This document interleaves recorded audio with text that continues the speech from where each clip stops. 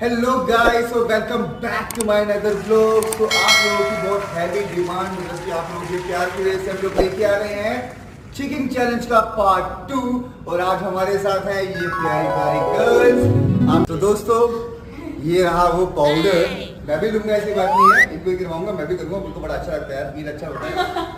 Ma'am ये थोड़ा सा मैं आपको दूंगा, आपको बेचना है। चलो भाई, let's go ma'am, let's go. Face ऊपर कर लो।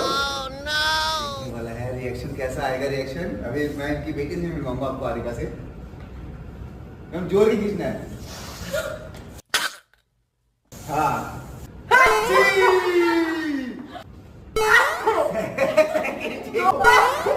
तीन हो चुकी हैं दोस्तों।